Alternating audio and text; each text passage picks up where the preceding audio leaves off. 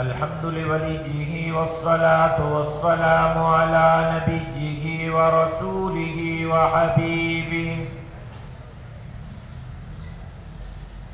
الحمد لله نحمده ونستعينه ونستغفره ونؤمن به ونتوكل عليه ونعوذ بالله من شرور أنفسنا ومن سيئات أعمالنا. من يهده الله فلا مضل له ومن يضلله فلا هادي له. ونشهد أن لا إله إلا الله ونشهد أن محمدًا عبده ورسوله. لا خالق إلا الله لا مالك إلا الله لا رازق إلا الله لا معبود إلا الله لا مسجود إلا الله لا مطلوب إلا الله. أشهد أن لا إله إلا الله وأشهد أن محمدًا عبده ورسوله. قال الله تبارك وتعالى في القرآن المجيد والفرقان الحميد: أعوذ بالله من الشيطان الرجيم. بسم الله الرحمن الرحيم. سبحان الذي أسرى بعبده ليلا من المسجد الحرام إلى المسجد الأقصى. وقد قال الله تبارك وتعالى في مقام آخر: فألهمها فجورها وتقواها قد أفلح من زكاها وقد خاب من دثاها. وقد قال النبي صلى الله عليه وسلم: أنا خاتم النبيين لا نبي بعدي. أو كما قال النبي صلى الله عليه وسلم: العلماء ورثة الأنبياء. صدق الله العلي العظيم وصدق رسوله النبي الأمي الصادق الأمين. ونحن على ذلك لمن الشاهدين والشاكرين والحمد لله رب العالمين.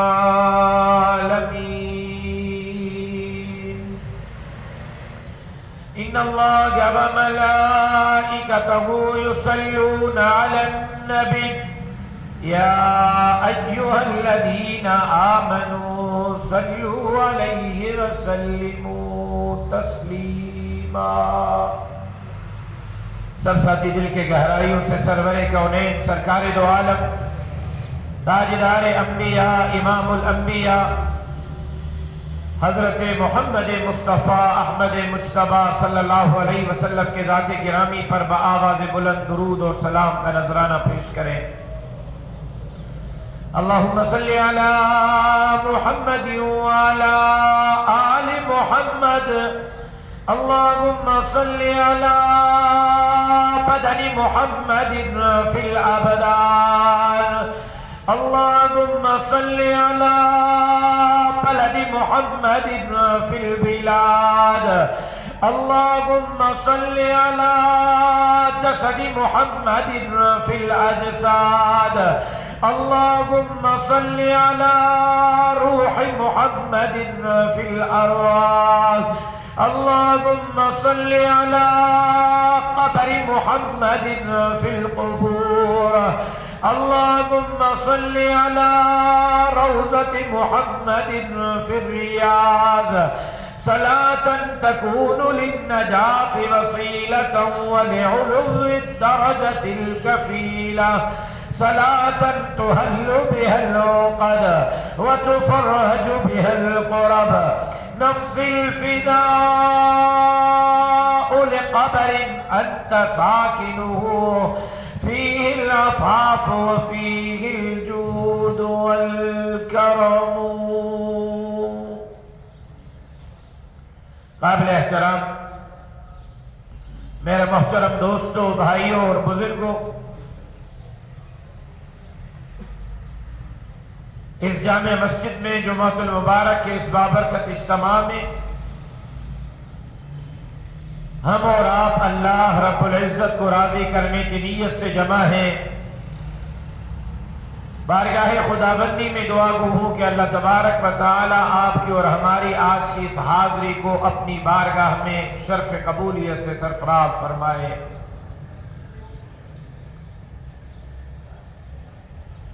عزیزان محترم،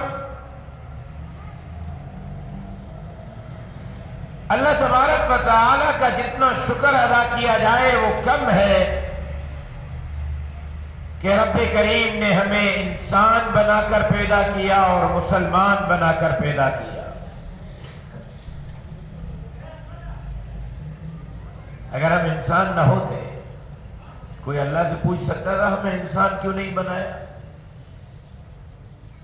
مسلمان نہ ہوتے، کوئی اللہ سے پوچھ سکتا تھا ہمیں مسلمان کیوں نہیں بنایا؟ یہ اللہ کا شکر ہے، اللہ نے ہمیں انسان بھی بنایا اور مسلمان بھی بنایا، اور انسان بھی کامل انسان بنایا۔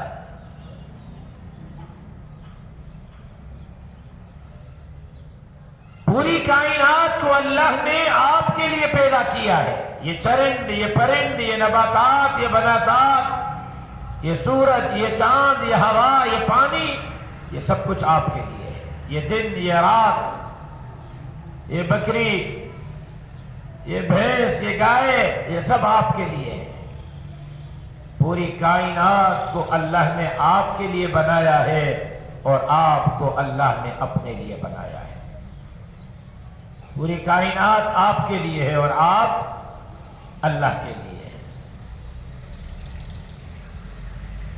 بنایا تو اللہ نے اپنے لیے ہے، لیکن آج کے انسان کا اگر جائزہ لیا جائے، اگر ہم اپنے آپ کا احتساب کرنا شروع کریں تو ہمیں ہر چیز کی فرصت ہے، اگر فرصت نہیں تو اللہ کے سامنے جبین نیاب جھکانے کی فرصت نہیں۔ کاروبار کی فرصت ہے، دکان کی فرصت ہے، ٹی وی کی، وی سی آر کی، موبائل فون کی، یاروں کی، دوستوں کی فرصت ہے، عزیزوں کی، قریبوں کی، رشتہ داروں کی فرصت ہے۔ اگر بندے کو آج فرصت نہیں تو اللہ کے دروازے پر آنے کی فرصت نہیں۔ جمعہ کے دن بھی مسجد آ کر احسان جتلاتے ہیں، حالانکہ پوری کائنات کو اللہ نے آپ کے لیے اور آپ کو اللہ نے اپنے لیے بنایا۔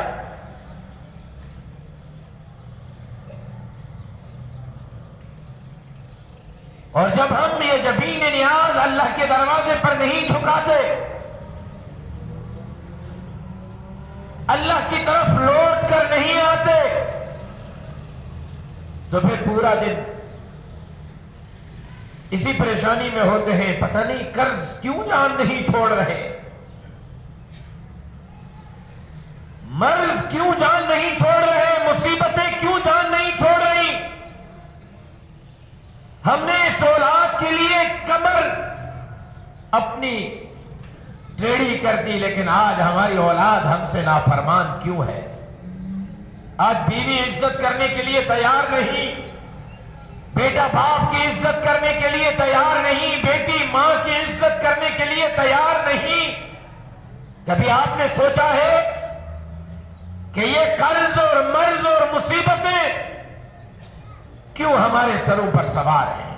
ایک گھر کا فرد ٹھیک نہیں ہوتا، دوسرا گرا پڑا ہوتا ہے، دوسرے کا علاج ابھی چل رہا ہے، تیسرا گرا پڑا ہوتا ہے، ایک سے قرض لے کر دوسرے کا ادا کر رہے ہیں، دوسرے سے لے کر تیسرے کا ادا کر رہے ہیں۔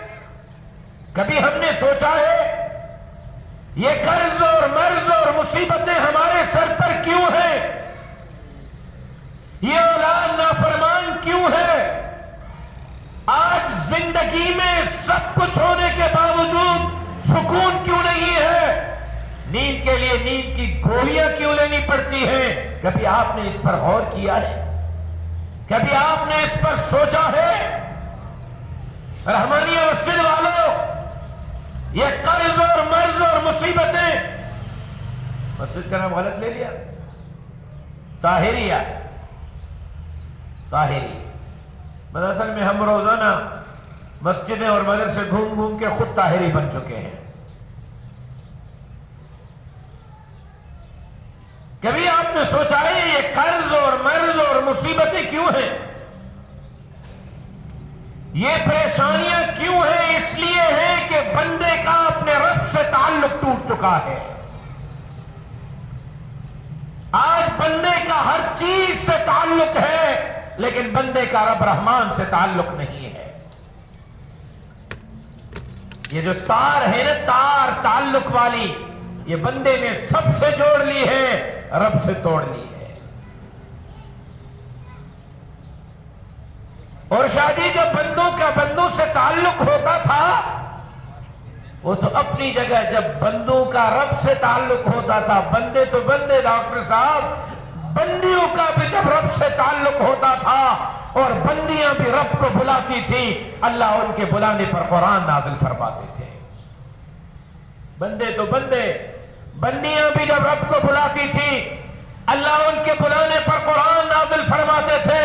قد سمع اللہ قول التی تجادلک فی زوجها وتشتکی الی اللہ، قد سمع اللہ قول التی تجادلک فی زوجها وتشتکی الی اللہ۔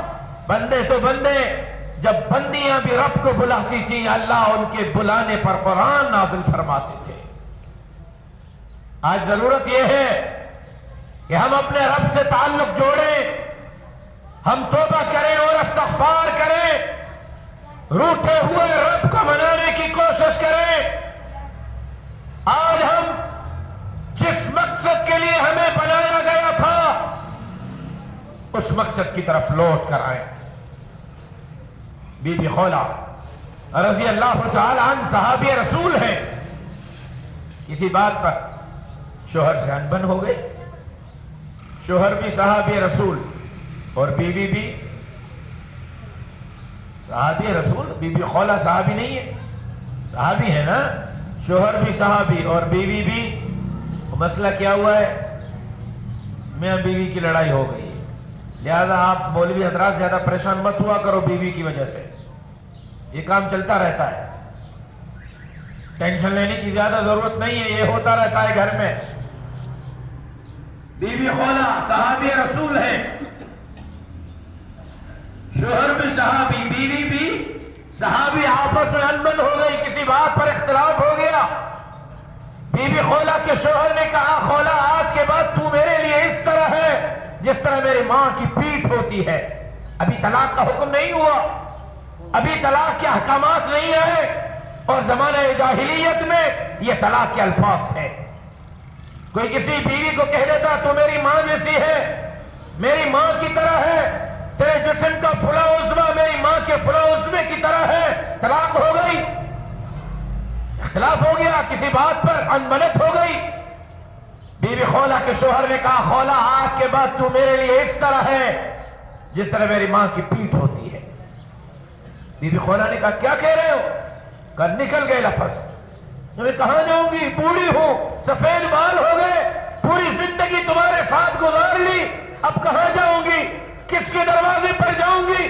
اس نے کہا، الفاظ نکل گئے۔ بی بی خولا سرور کونین سرکار دو عالم رحمت للعالمین حضرت محمد مصطفیٰ احمد مجتبیٰ صلی اللہ علیہ وسلم کی خدمت میں حاضر ہوئی. آقا میرے شوہر نے آج مجھے کہا ہے تو میرے لیے اس طرح ہے جس طرح میری ماں کی پیٹھ. سرور کونین سرکار دو عالم نے فرمایا خولا میں محمد کریم محسوس کر رہا ہوں کہ تمہیں طلاق ہو گئی. طلاق کا چونکہ حکم نہیں آیا تھا. آقا میں کہاں جاؤں گی, کس کے گھر جاؤں گی؟ آقا اس عمر میں میرا سہارا کون بنے گا؟ کون مجھے اپنے گھر میں جگہ دے گا؟ اما عائشہ صدیقہ رضی اللہ تعالی عنہا فرماتی ہے کہ بی بی خولا جناب رسول اللہ صلی اللہ علیہ وسلم سے جب بات کر رہی تھی میرے بازو سے پکڑا, خولا تمہیں پتا بھی ہے تمہارے سامنے کون ہے؟ ذرا آہستہ بولو, دھیمے الفاظ میں بولو. سرور کونین سرکار دو عالم صلی اللہ علیہ وسلم کے سامنے اونچی آواز میں بات مت کرو.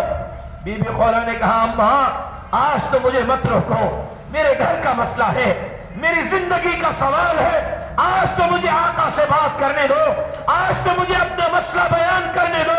کہتی آقا میں کہاں جاؤں گی, کس کے گھر جاؤں گی؟ آقا نے فرمایا خولا میں محمد کریم محسوس کر رہا ہوں کہ تمہیں طلاق ہو گئی. جب 2-3 مرتبہ یہی بات ہوئی, سنیے گا سنیے گا طاہری مسجد والوں سنیے گا, اللہ اکبر کبیرہ. جب آقا نے 2-3 مرتبہ یہ کہا تو بی بی خولا نے کہا آقا اس کا مطلب آپ میرے لیے کچھ نہیں کریں گے؟ آقا اس کا مطلب آپ میرے لیے کچھ نہیں کریں گے؟ آقا پھر میں اپنے اللہ کو شکایت کروں؟ اللہ کی قسم قرآن کے آیات کا مفہوم بیان کر رہا ہوں. آقا اس کا مطلب آپ کچھ نہیں کریں گے, پھر میں اپنے اللہ کو شکایت کروں؟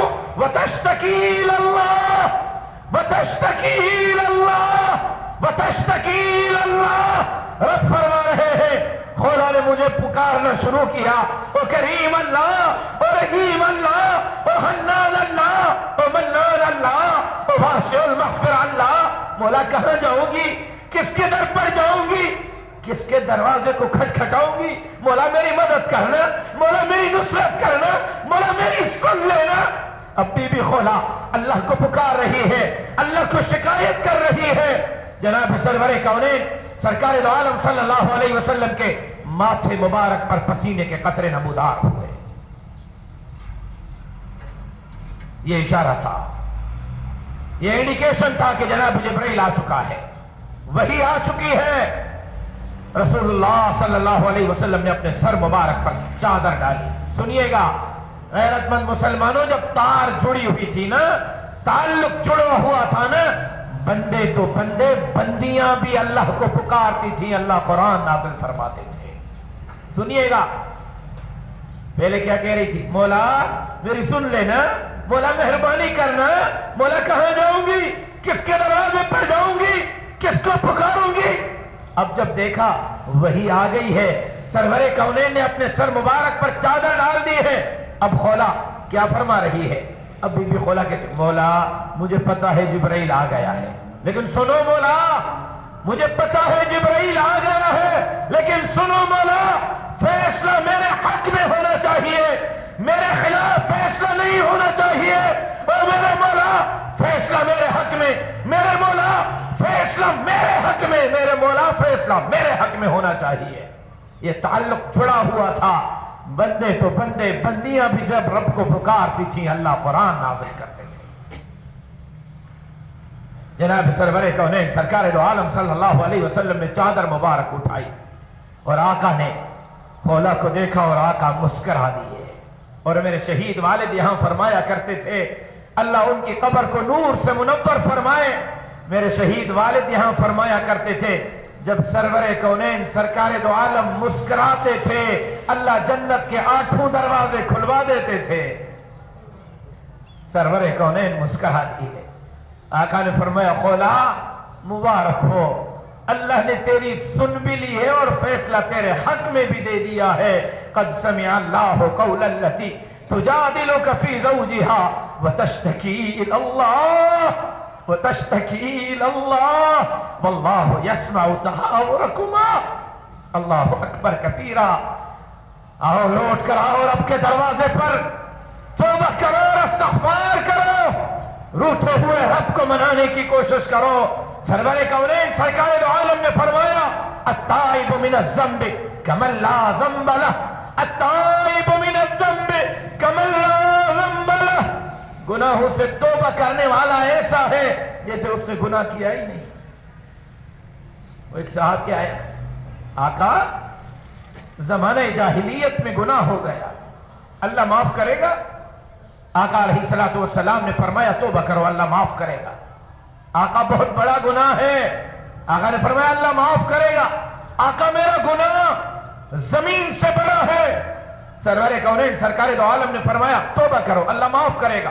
آقا میرا گناہ آسمان سے بڑا. آقا نے فرمایا توبہ کرو اللہ معاف کرے گا. آقا میرا گناہ 7 زمینوں 7 آسمانوں سے بڑا. آقا علیہ الصلوۃ والسلام نے فرمایا توبہ کرو اللہ معاف کرے گا. آقا میرا گناہ زمین اور آسمان کی وسعت سے بڑا. آقا نے فرمایا کون سا گناہ کیا ہے؟ 7 زمینوں سے بڑا، 7 آسمانوں سے بڑا، آسمان اور زمین کے وسعت سے بڑا ایسا کون سا گناہ ہے؟ آقا زمانہ جاہلیت میں کفن چور تھا، کفن چراتا تھا. ایک دن قبر کو کھودا، کفن چرانے کی نیت سے نظر پڑی نوجوان خوبصورت عورت، مردہ عورت کا لاش تھا. شیطان نے مجھے بہکایا، میں نے اس کے ساتھ زنا کی. سرور کونین نے منہ پھیر لیا، اٹھ جاؤ یہاں سے، چلے جاؤ. روتا ہوا اٹھا ہے، اللہ تیرے در کے سوا تو کوئی نہیں، تو بھی معاف نہیں کرے گا تو کون معاف کرے گا؟ کہاں جاؤں گا؟ کس کے در پر جاؤں گا؟ کس سے مانگوں گا؟ رو رہا ہے، اللہ کو پکار رہا ہے. جناب جبرائیل علیہ السلام آئے. آقا اس کو بلاؤ نا، اس کو بلاؤ نا. جس سچی دل سے اس نے توبہ کی ہے اللہ کو اس کے آنسو اتنے پسند آ گئے ہیں، اللہ نے اس کے گناہ کو معاف کر دیا ہے. التائب من الذنب کمن لا ذنب لہ. اگر گناہوں سے بچنا چاہتے ہو تو توبہ کرو. اگر قرضوں سے، مرضوں سے، مصیبتوں سے بچنا چاہتے ہو توبہ کرو. اگر اولاد چاہتے ہو کہ فرما بردار ہو تو اللہ سے تعلق جوڑو. اگر چاہتے ہو کہ دنیا کی زندگی بھی بہتر ہو، آخرت کی زندگی بھی بہتر ہو تو اللہ سے تعلق جوڑو. آپ کی یہ زندگی دکان کے لیے نہیں، کاروبار کے لیے نہیں، بچوں کے لیے نہیں. آپ کی یہ زندگی مال کمانے کے لیے نہیں. آج تو زندگی اس میں چلی گئی، دکان ایک ہے 2 کیسے بنے گی؟ موٹر سائیکل ہے، کار کیسے ملے گی؟ چھوٹی کار ہے، بڑی کیسے بنے گی؟ گھر فلیٹ میں ہے، مکان کب ملے گا؟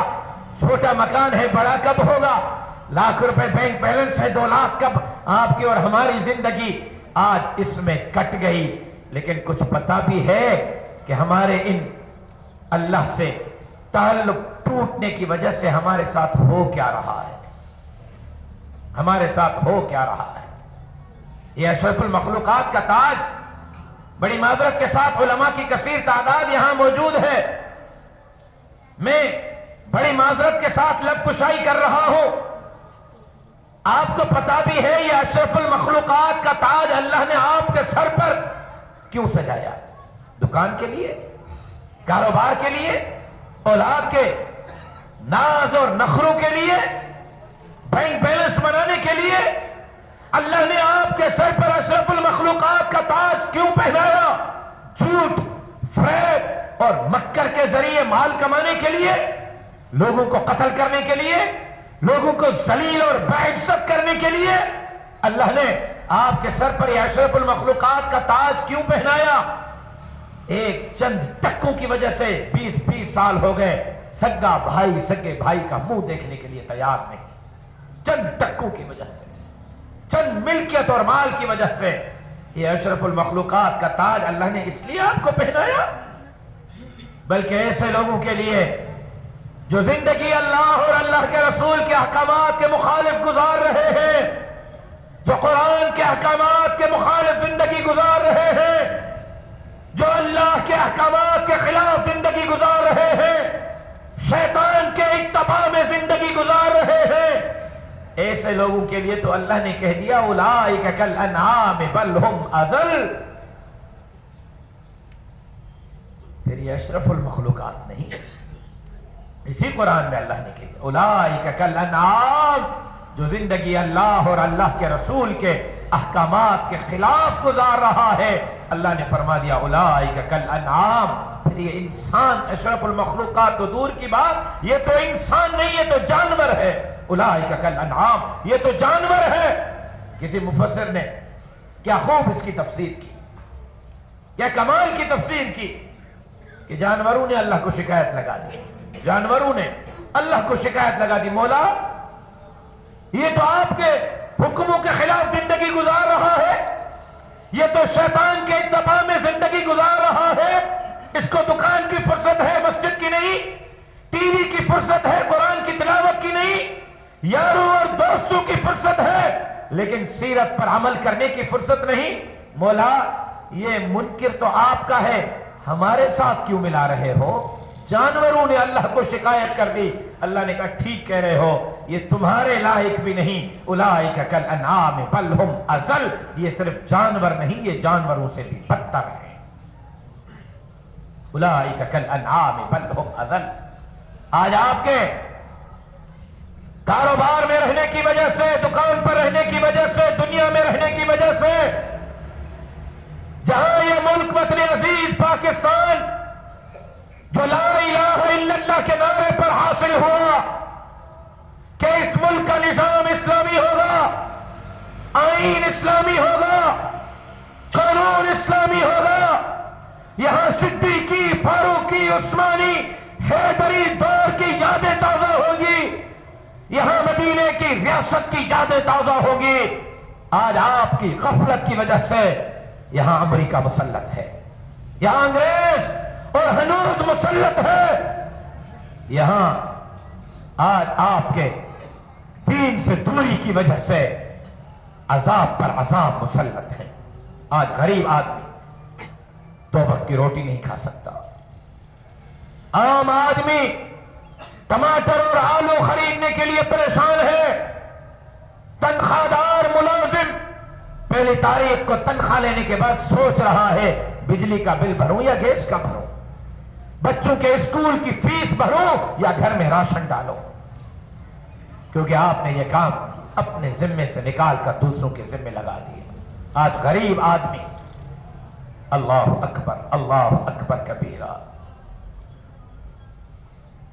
غریب آدمی آج مر رہا ہے۔ ایک طرف ملک کی جغرافیائی سرحدات داؤ پر ہے، ملک کی جغرافیائی سرحدات کو کمزور کرنے کی سازشیں ہو رہی ہیں،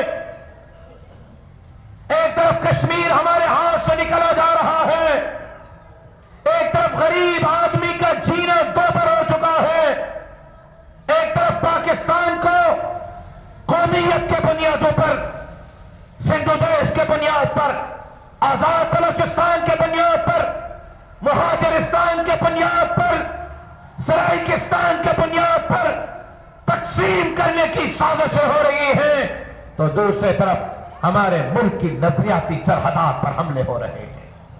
ہماری نظریاتی سرحد کیا ہے؟ جواب درست ہے، ہماری نظریاتی سرحدات کیا ہیں؟ حسبی ربی جل اللہ ما فی قلبی غیر اللہ نور محمد صلی اللہ لا الہ۔ اللہ کا نام لیتے ہوئے شرم نہیں آنی چاہیے، لا الہ۔ آج یہ مسجد اللہ کے نام سے گونجنی چاہیے، لا الہ لا الہ۔ حسبی ربی جل اللہ ما فی قلبی غیر اللہ نور محمد صلی اللہ لا الہ۔ وہ باہر والے بنگلہ دیش والے بھی ذرا اللہ کا نام محبت سے لیں، لا الہ لا الہ لا الہ لا الہ لا الہ الا اللہ رسول اللہ صلی اللہ علیہ وسلم ہمارے ملک کی نظریاتی سرحد لا الہ الا اللہ ہے. آج جغرافیائی سرحدات پر بھی حملے ہیں تو ملک کی نظریاتی سرحدات پر بھی حملے ہیں. جب تک بقول ان کے لبرل اور سیکولر اس ملک میں حکمران تھے، جب تک چور حکمران تھے، تب تک پاکستان کا بارڈر سکھوں کے لیے نہیں کھولا گیا تھا. انہوں نے کہا 70 سال میں اسلامی قانون نہیں آیا، شریعت کا نظام نہیں آیا، ہم مدینے کی ریاست بنائیں گے. اور ہمارے نوجوان بھی ماشاءاللہ داڑھی والے، پگڑی والے، ترلے والے سارے چلے گئے. مدینے کی ریاست بن رہی ہے اور ہم مدینے کی ریاست کے معمار بنیں گے. اور 2.5 سال میں مدینے کی ریاست یہ بنی ہے کہ حج تو چوروں کے حکومت میں، لبرل اور سیکولروں کے حکومت میں 2.5 لاکھ روپے کا تھا. جب سے مدینے کی ریاست بنی ہے حج 5 لاکھ روپے کا ہو گیا ہے. اور جب سے چور، لبرل اور سیکولر حکمران تھے، جب سے لبرل، چور اور سیکولر حکمران تھے، تب تک سکھوں کے لیے دروازہ نہیں کھلا تھا. جب سے مدینے کی ریاست بنی ہے، سکھوں کا ویزا بھی مفت میں، ٹرانسپورٹ بھی مفت میں، رہائش بھی مفت میں، کھانا پینا بھی مفت میں. سکھوں کے سارے اخراجات مدینے کی ریاست برداشت کر رہی ہے. یہ ہے نظریاتی سرحدات پر حملے. ایک طرف اسلام آباد میں مندروں میں شراب رکھنے کی، ہوٹلوں میں شراب رکھنے کی باضابطہ اجازت دے دی گئی ہے کہ اسلام آباد کے ہوٹل شراب رکھ بھی سکتے ہیں، پلا بھی سکتے ہیں. جب تک لبرل اور سیکولر تھے، اسلام آباد کے کسی ہوٹل کو شراب رکھنے کی اجازت نہیں تھی. جب سے مدینے کی ریاست بنی ہے، اسلام آباد کے ہوٹلوں میں شراب رکھنے اور شراب پلانے کی اجازت ہے. یہ ہے مدینے کی ریاست. آج ہماری جغرافیائی سرحدات پر بھی حملے ہیں، نظریاتی سرحدات پر بھی حملے ہیں. ایک طرف کرتارپور کا بارڈر سکھوں اور قائدیانیوں کے لیے کھولا گیا، دوسرے طرف اسلام آباد کے ہوٹلوں میں شراب کی اجازت دے دی گئی. ایک طرف کرسمس کے موقع پر، ابھی دسمبر میں کرسمس ہوا، کرسمس کے موقع پر اسلام آباد کے چرچوں کی حفاظت رینجرز نے کی، آرمی نے کی، پولیس نے نہیں، رینجرز اور آرمی نے، 111 بریگیڈ نے کی. ایک طرف تو چرچوں کی سیکیورٹی آرمی کر رہی ہے، ہونی بھی چاہیے. غیر مسلموں کی جان، مال، عزت اور آبرو کی چوکیداری مسلمان کے ذمہ ہے. ہمیں کوئی اعتراض نہیں، آپ کریں ہمارے اقلیتی بھائیوں کی چوکیداری، نو آبجیکشن، کوئی اعتراض نہیں. لیکن سوال یہاں بنتا ہے کہ مدینے کی ریاست میں چرچوں کی چوکیداری آرمی اور رینجرز کر رہی ہے، اور مدینے کی ریاست میں رات کو سوتے ہیں، صبح نیند سے اٹھتے ہیں تو باب الاسلام سندھ کے بڑے شہر سکھر میں 19 مساجد کو بلڈوزر لگا کر شہید کر دیا جاتا ہے. آج ہماری جغرافیائی سرحدات پر بھی حملے ہیں، ہماری نظریاتی سرحدات پر بھی حملے ہیں. مسلمانوں، یہ آپ کو قوت اور طاقت کاروبار کے لیے اور دکان کے لیے اور بچوں کے لیے نہیں ملی ہے، یہ آپ کو قوت اور طاقت اعلاء کلمت اللہ کے لیے ملی ہے، اسلام کی سربلندی کے لیے ملی ہے. آج آپ دکان میں مصروف ہیں، غلام احمد قائدیانی کے پیروکار آپ کے اور ہمارے گھروں تک پہنچ چکے ہیں. میں مسجد میں ہوں، کیمرے ریکارڈ ہو رہے ہیں، ذمہ داری سے بول رہا ہوں.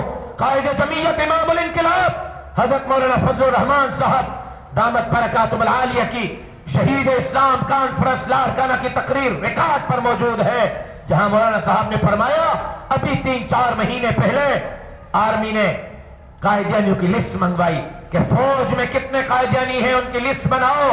سپاہی سے لے کر جنرل تک لسٹ مرتب کی گئی اور وہ جنرل باجوہ کو بھیجی گئی. جنرل باجوہ صاحب نے بیک چنبش ایک قلم کے ساتھ فوج میں موجود سب کے سب قائدیانیوں کو پروموشن دے کر ترقی دے دی. یہ مدینے کی ریاست ہے۔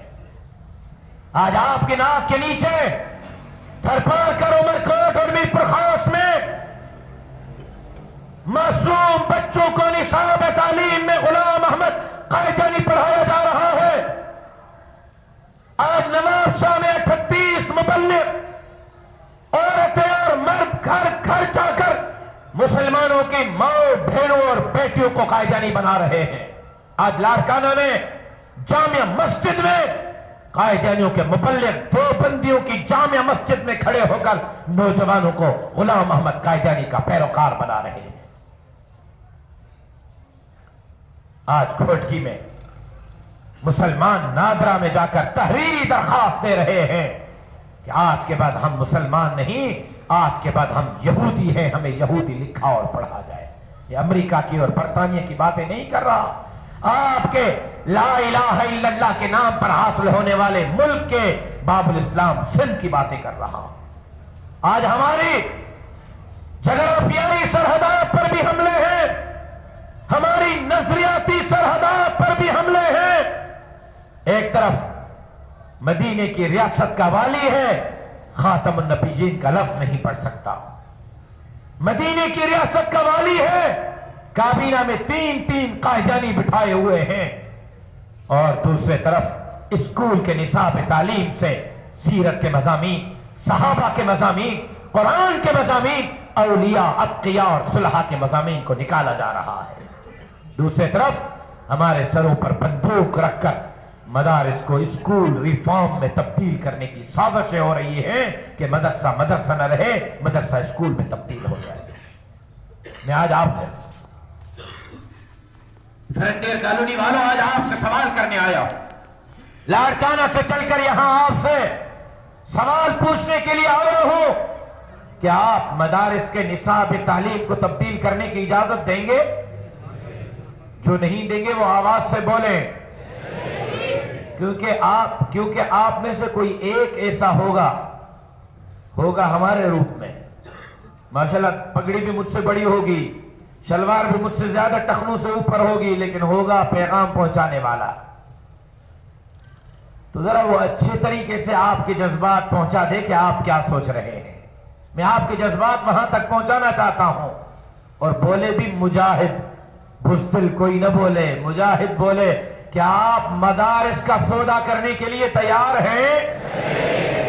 کیا آپ مساجد کو گرانے کی اجازت دے سکتے ہیں؟ کیا آپ اسکول کے نصاب تعلیم کو تبدیل کرنے کی اجازت دیں گے؟ کیا آپ غلام احمد قائدانی کے پیروکاروں کو دندنات پھرنے کی اجازت دیں گے؟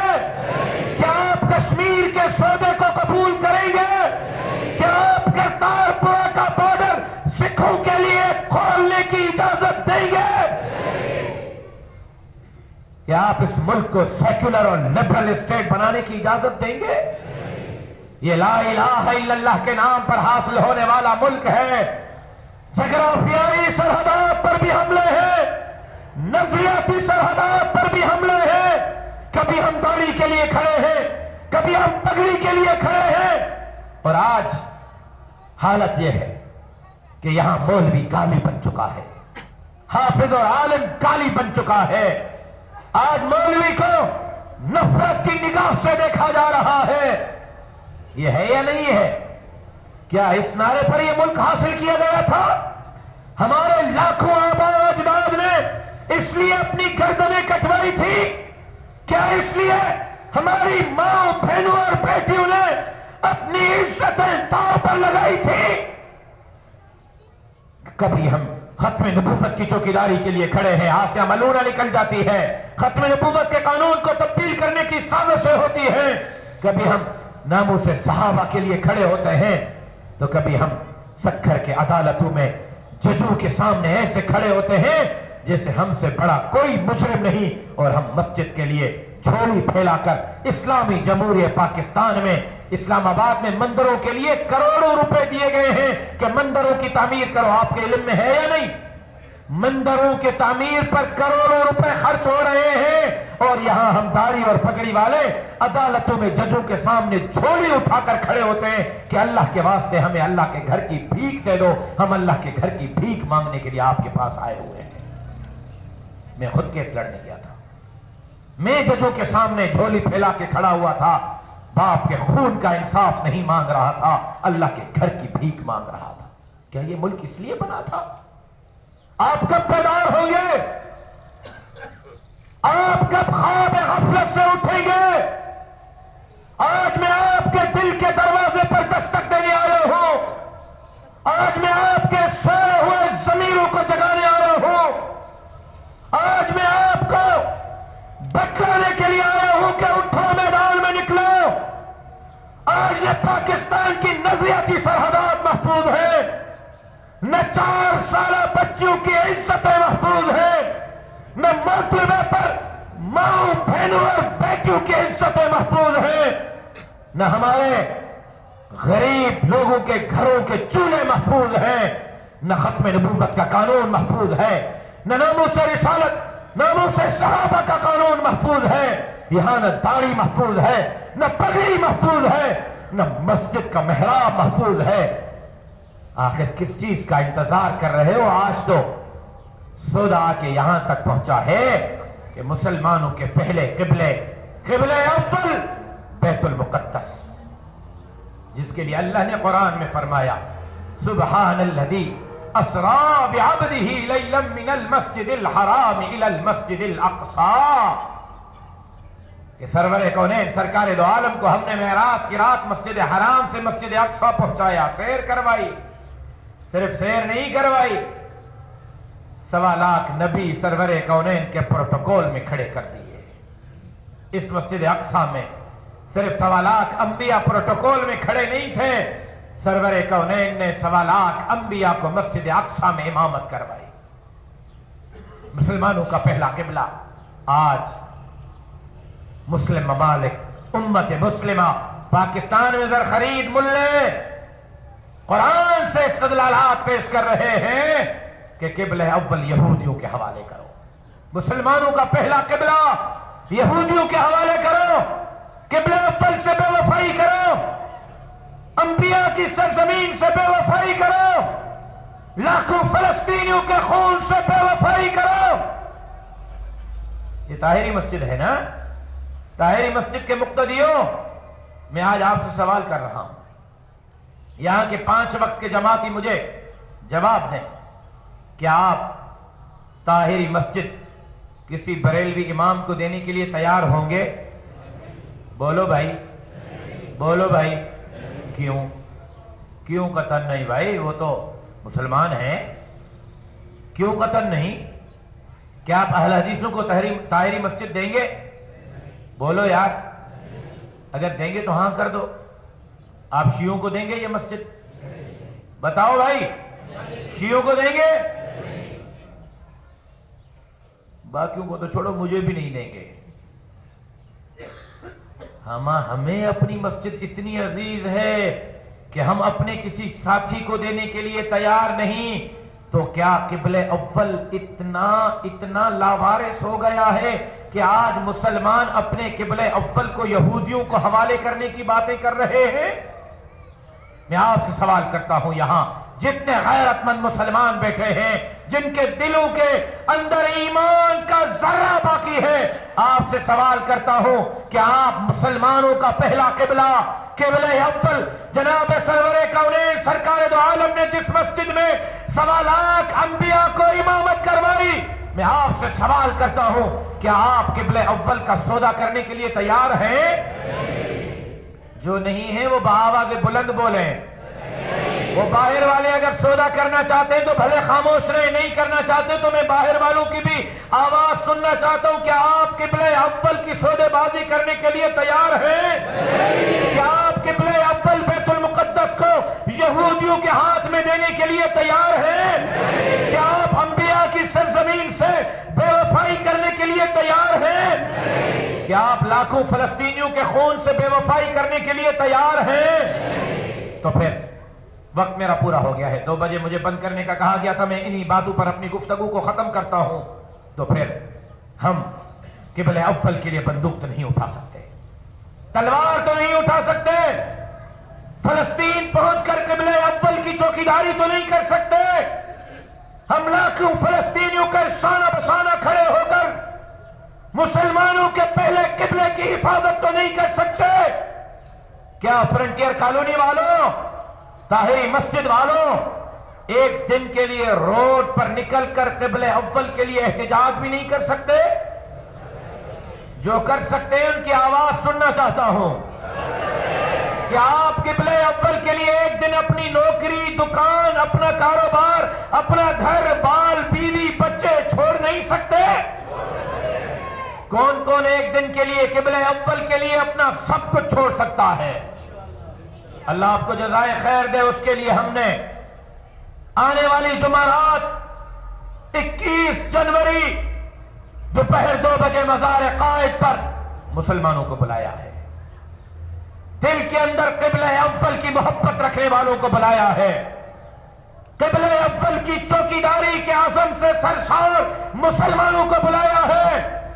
جہاں ہم عالمی قوتوں کو پیغام دیں گے، وہاں پاکستانی اسٹیبلشمنٹ کو پیغام دیں گے، ہم کسی صورت آپ کو قبلہ اول کا سودا کرنے کی اجازت نہیں دیں گے۔ ہمارے اوپر قبلہ اول کا قرض ہے، ہم قرض چکائیں گے۔ ہمارے اوپر انبیاء کی سرزمین کا قرض ہے، ہم چکائیں گے۔ ہمارے اوپر لاکھوں فلسطینیوں کے خون کا قرض ہے، ہم چکائیں گے۔ اور ہم میدان میں نکل کر احتجاج کر کے آپ کو مجبور کریں گے۔ کسی صورت ہم آپ کو اسرائیل کو تسلیم کرنے کی اجازت نہیں دیں گے۔ ہے کوئی انشاءاللہ کہنے والا؟ جو ارادہ رکھتے ہیں، جو ڈر گئے ہیں، مر گئے ہیں، وہ بالکل نہ بولیں۔ جو جوان مرد ہیں وہ میرے ساتھ بولیں کہ آپ میدان میں نکلنے کے لیے تیار ہیں؟ قبلہ اول کی چوکیداری کے لیے تیار ہیں؟ بھائی ذرا آہستہ انشاءاللہ بولو، کہیں تھانے دار نہ سن لے۔ ہاں بالکل اچھی بات ہے، آہستہ ہو گئے، آپ کی آواز ڈھیلی ہو گئی۔ میں بھی یہی چاہ رہا ہوں، خواہ اپنے آپ کو کیوں امتحان میں ڈال رہے ہو؟ آہستہ انشاءاللہ بولو، کہیں رینجرز والے نہ سن لیں۔ کیا آپ قبلہ اول کی چوکیداری کے لیے اگر جان دینا پڑی تو دیں گے؟ پاکستان کے لیے اگر میدان میں نکلنا پڑا تو نکلیں گے؟ مسجد اور مدرسے، داڑھی اور پگڑی کے لیے میدان میں نکلنا پڑا تو آپ نکلیں گے؟ بھائی راستہ مشکل ہے، رکاوٹیں آئیں گی، لوٹ تو نہیں جاؤ گے راستے سے؟ تھک تو نہیں جاؤ گے؟ تب تو نہیں جاؤ گے؟ ڈر تو نہیں جاؤ گے؟ پکی بات ہے۔ تو پھر 21 جنوری کو آنے والی جمعرات کو مزار قائد کون کون پہنچے گا؟ کھڑے ہو کر وعدہ کریں۔ جو پہنچیں گے مجھ سے کھڑے ہو کر وعدہ کریں۔ جو نہ آئے مسجد میں جھوٹا وعدہ کوئی نہ کرے۔ وعدہ وہ کرے جو پہنچ سکے۔ نبی کی عزت و حرمت پہ مرنا عین ایمان ہے۔ نبی کی عزت و حرمت پہ مرنا عین ایمان ہے۔ سرے مقتل بھی ان کا ذکر کرنا عین ایمان ہے۔ ڈراتا ہے مجھے کیا دار و رسن سے ارے ناداں، نبی کے عشق میں سولی پہ چڑھنا عین ایمان ہے۔ زندگی باقی، ملاقات باقی، وما علینا الا البلاغ۔ ساتھی سنت ادا کر لیں انشاءاللہ نماز